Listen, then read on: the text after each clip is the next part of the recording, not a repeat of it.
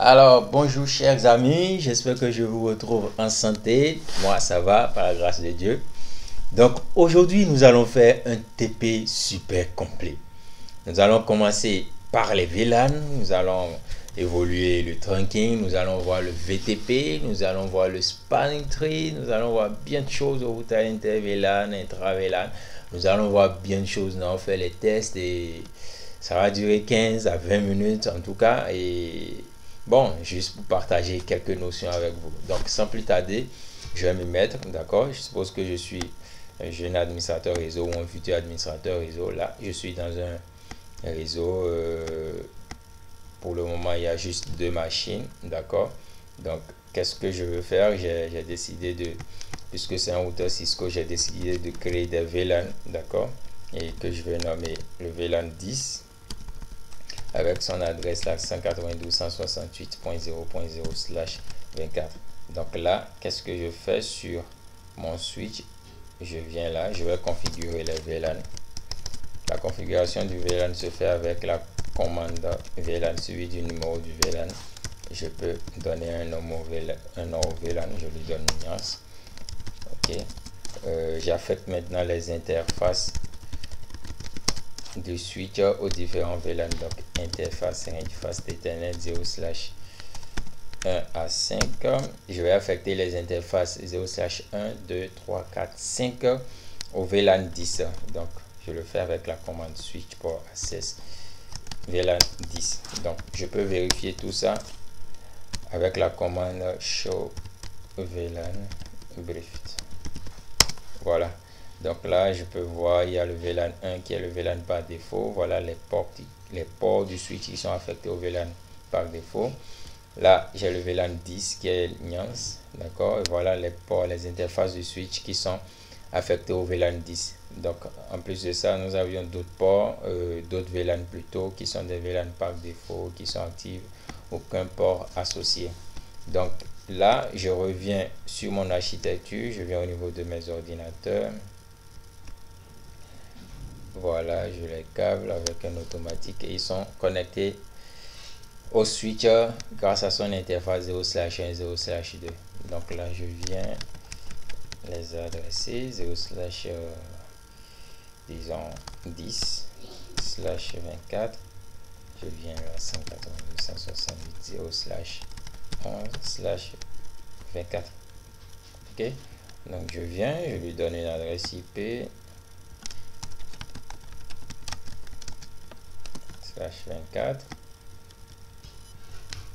et lui je fais pareil.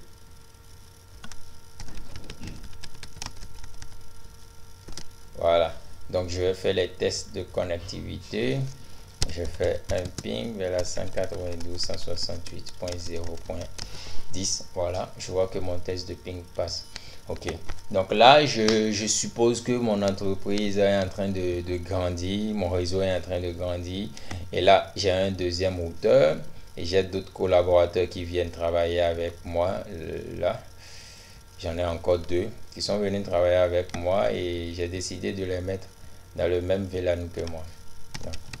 192.168.0.12/24 et là je fais 192.168.0.13/24. donc rapidement je vais leur donner adresse IP et tout.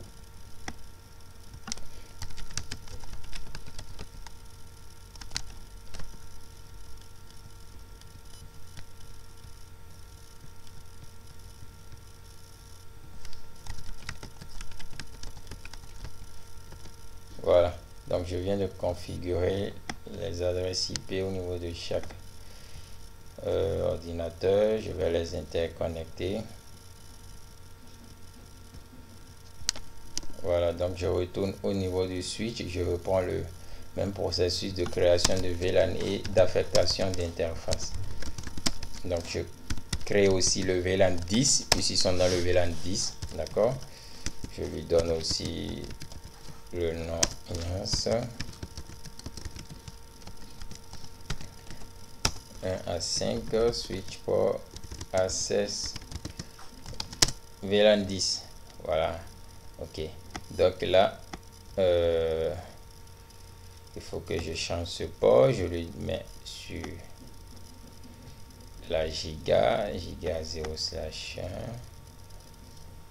et 0/2 et 0/1 aussi. Donc je vais attendre que le réseau soit convergent. Ok, je vais maintenant procéder au test de connectivité. Là, du deuxième côté, je vais faire un ping vers la 192.168.0.13, c'est-à-dire un ping de cette machine vers cette machine-là. Donc, le ping, je vois que mon test de ping passe. Je vais maintenant faire un ping de la 192.168.0.12 vers la 192.168.0.11, c'est-à-dire une machine de ce côté vers une machine de mon côté. Donc, je fais le ping.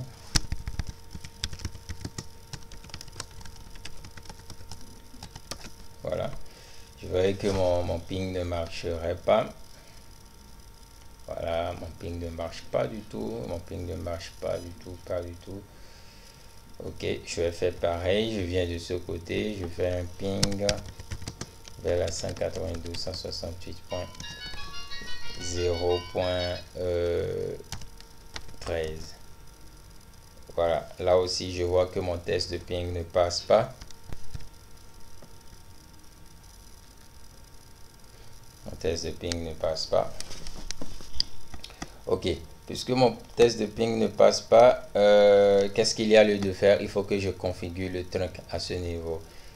Je configure le trunk afin que les ordinateurs qui sont là à ce niveau, au niveau du VLAN 10, puissent communiquer avec ces ordinateurs au niveau du VLAN 10 aussi. D'accord? Donc je viens sur mon switch. Ok, interface giga 0/1 switch port mode trunk. Voilà. Donc une fois que le mode trunk est configuré, je pense que mes ordinateurs pourraient communiquer entre eux. Donc je viens, le test de ping qui ne marchait pas. Voilà, je crois que ça marche simplement. Et pareil à ce niveau, le test de ping qui ne marchait pas marche aisément. Donc je suppose maintenant que là j'ai l'entreprise est en train de grandir aussi, et là dans le VLAN 10 il n'y avait rien que des techniciens. Bon, je mets tech, d'accord, et maintenant j'ai associé des développeurs, je veux qu'ils travaillent avec moi, d'accord. Donc j'ai décidé de mettre les développeurs dans un autre VLAN, c'est-à-dire le VLAN 20 par exemple. VLAN développeur, je vais mettre dans le VLAN 20, je vais utiliser la 172.16.0.0/16. Voilà, donc je vais un peu centrer le travail qu'elle a. Ok, donc je vais ajouter 2 développeurs, et qu'est-ce que je vais faire? Je vais utiliser les laptops pour les développeurs, je les mets là à ce niveau. Ok, je vais utiliser juste une machine pour les développeurs. Donc je vais interconnecter très rapidement mes développeurs. Interface 10, interface 10. Ok, donc une fois qu'ils sont interconnectés, je vais leur donner une adresse IP, la 172.16.0.10/16,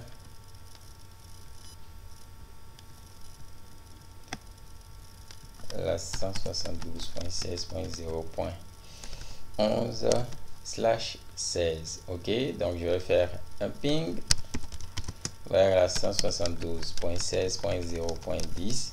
Voilà, je vois que mes développeurs d'une part de ce côté communiquent avec les développeurs de ce côté. Donc je décide de partager quelques documents avec mes développeurs. Je voudrais qu'ils soient dans le même VLAN. Bon, malgré qu'ils sont dans le VLAN 20, je veux qu'ils échangent des informations avec moi. Donc je vais faire un ping vers la 192.168.0.10 par exemple. ça ne marcherait pas. Pourquoi ça ne marcherait pas? Parce qu'ils sont dans deux VLAN différents, dans deux sous-réseaux différents. Donc, pour faire la communication de transfert de paquets d'un sous-réseau vers un autre sous-réseau, il faut un équipement de niveau 3. Et le seul équipement de niveau 3 que je connais, c'est un routeur. Après un routeur, il y a aussi des switches de niveau 3. D'accord? Mais dans le cadre de notre TP, nous allons utiliser un routeur. Donc, je vais faire appel à un routeur. Là, je vais le positionner juste là. Ok, quel sera le rôle du routeur? C'est de il va nous permettre, d'accord, de transférer les paquets du VLAN 10 vers le VLAN 20, le processus de routage, n'oubliez pas. Donc là, nous avions déjà fait le VLAN, nous avions déjà fait le trunking. Ok, maintenant nous allons faire le routage intra-VLAN, le routage intra-VLAN. Donc sur mon routeur, j'ai déjà choisi mon routeur, je vais l'interconnecter maintenant au switch. Donc, je prends d'abord le premier câble, Fast Ethernet 0/0, qui sera là pour le VLAN 10. D'accord? Sera là pour le VLAN 10. N'oublions surtout pas. Ok? Je le connecte à la 20. Et la Fast Ethernet 0/1 qui sera là pour le VLAN 20. Ok? Je le mets sur la 21. Voilà. Donc là, je reprends. Ok, VLAN 10. Et là, VLAN 20. Ok, j'espère qu'on se comprend. Ok, donc je vais configurer mon routeur. Je vais juste attribuer une adresse IP aux différentes interfaces du routeur. Ok, afin qu'il puisse communiquer et faire transférer les paquets d'un VLAN donné vers un autre. Donc je fais, je passe sur la première interface.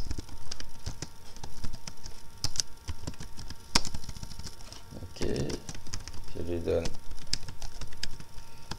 0.0, c'est pour le VLAN 10, d'accord, 0.254, la dernière adresse utilisable.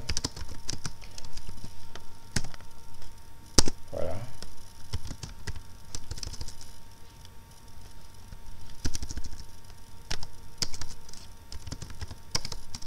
Ok.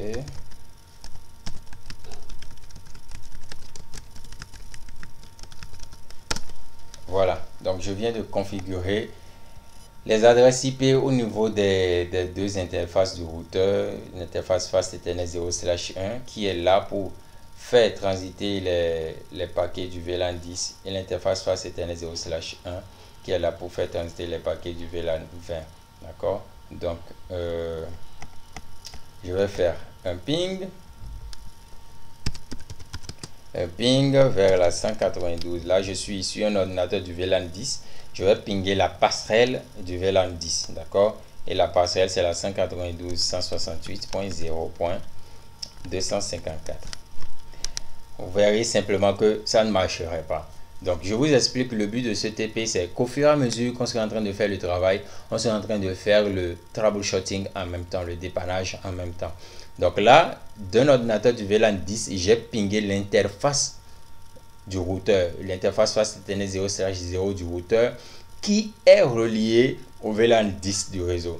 Et je vois que ça ne marche pas. Pourquoi ça ne marche pas? Parce que, première chose, sur ce routeur, je n'ai pas renseigné l'adresse de la passerelle par défaut dans la configuration IP de l'ordinateur. Donc, je viens là, je lui ajoute l'adresse de la passerelle par défaut, d'accord, qui n'est rien d'autre que l'adresse de attribuée à l'interface Fast Ethernet 0/0 du routeur, parce que l'interface Fast Ethernet 0/0 du routeur est reliée au VLAN 10 de mon réseau. Donc là, je viens de lui attribuer cette adresse de passerelle par défaut. Je reprends mon test de ping.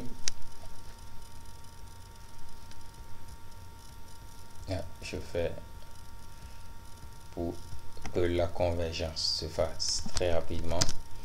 J'ai repris mon test de ping et je vois toujours que ça ne passe pas. Je vois toujours que ça ne passe pas. Pour vous montrer, pour voir clairement là où le problème se pose, Je peux passer en mode simulation. OK. Je choisis un paquet. Je le mets là. Je l'amène vers mon routeur. Capture. Vous voyez ce qu'il fait? Vous voyez ce qu'il fait? Il n'arrive même pas à aller vers le routeur. Pourquoi?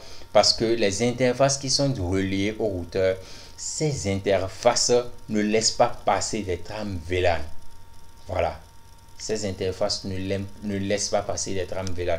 Donc, il faut que l'interface qui est reliée à l'interface face Ethernet 0/0, l'interface du switch, qui est reliée à l'interface face Ethernet 0/0, destinée pour le VLAN 10, il faut que cette interface du switch soit aussi dans le VLAN 10.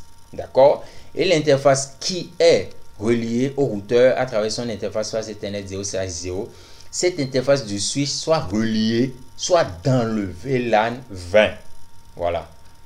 Il faut que cela se fasse afin que le switch sache par où envoyer les trames du VLAN 10 et du VLAN 20. Donc, je viens sur mon switch. Interface Fast Ethernet 0/20. Switch port access VLAN 10. OK. Interface Fast Ethernet 0/21. Switch port access VLAN 20. Voilà. Une fois que c'est fait, je fais un peu plus vite pour la convergence. Voilà, c'est bon. Je vais faire une fois, deux fois encore. OK. Je vais reprendre mon test de ping. Mon test ping. Je vois que mon test ping passe très facilement. OK. Mon test de ping passe facilement. Je viens sur un ordinateur du VLAN 20. Je fais aussi un ping vers la 172.16.0.254.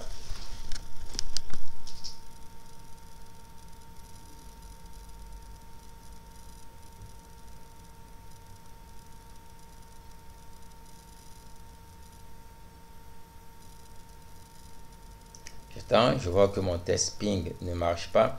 Est-ce que j'ai affecté l'interface CO/10 du switch? Est-ce que je l'ai affecté au VLAN 20? Je vais voir rapidement avec la commande show VLAN briefed. Show VLAN briefed. Voilà. L'interface n'est pas affectée au VLAN. Voilà. Voilà le VLAN 20. L'interface n'est pas affectée au VLAN 20. Donc, qu'est-ce que je fais? Interface Fast Ethernet 0/10 plutôt. Switch port access VLAN 20. OK. Donc, je fais pareil ici aussi. Je ne sais pas si c'est déjà fait. Je peux vérifier rapidement. Show VLAN brief. Voilà, ce n'est pas encore fait. Le VLAN 20 n'est même pas encore créé. Donc, rapidement, je peux créer le VLAN.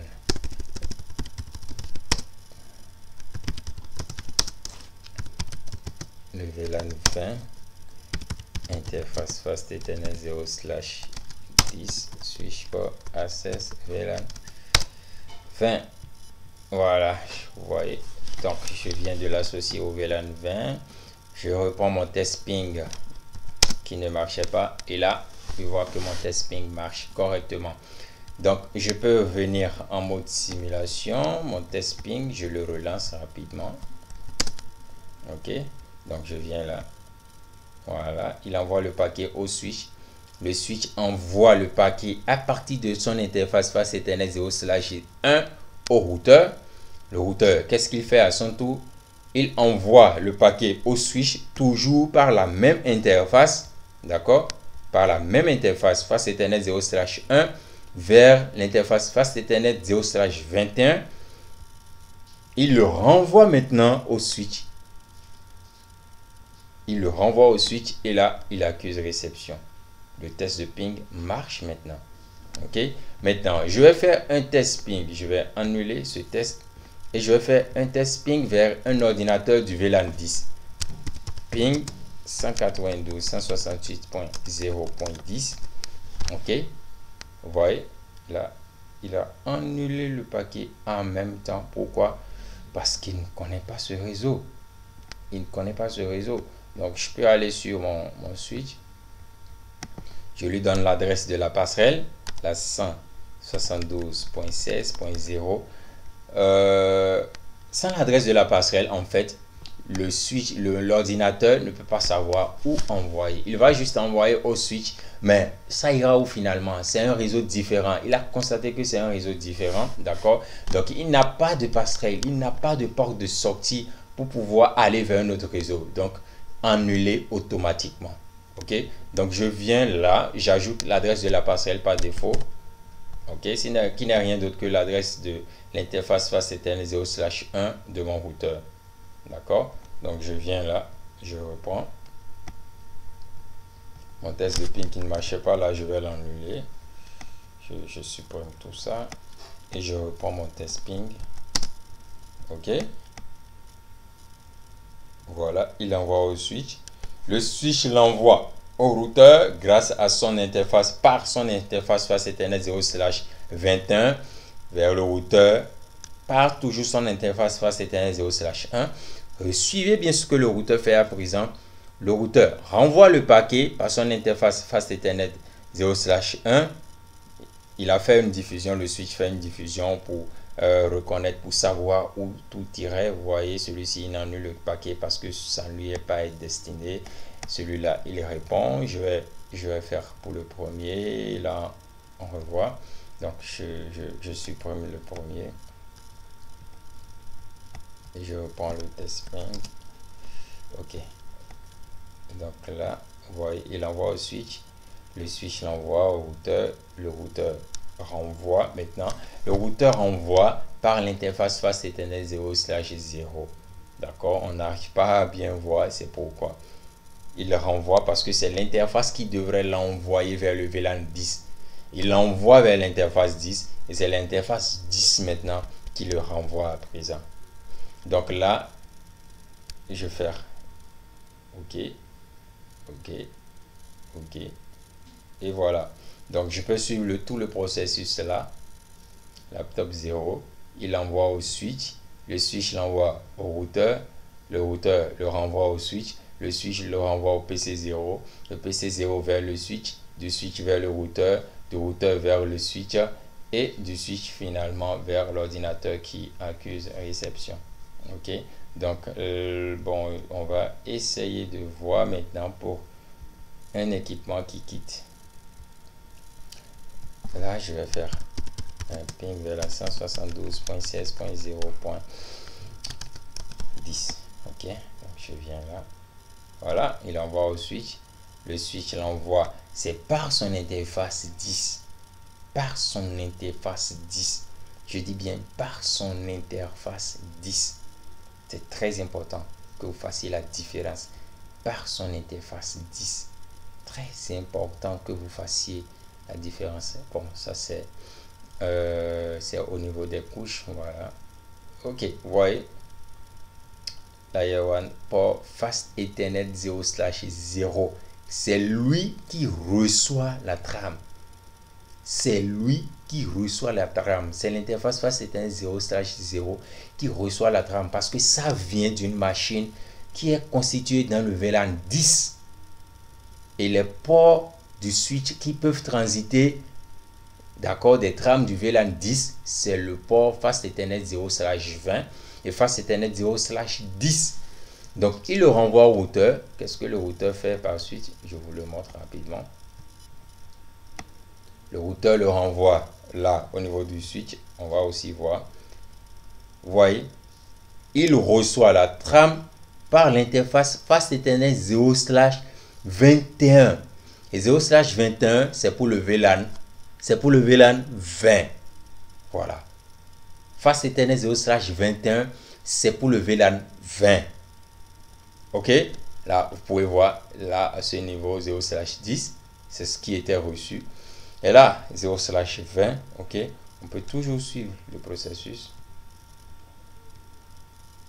Lui le renvoie là à ce niveau pour face Ethernet 0 au niveau de l'ordinateur. Ok, je reviens à ce niveau. Voilà, c'est l'envoi qui m'intéresse. Et là, on peut lire.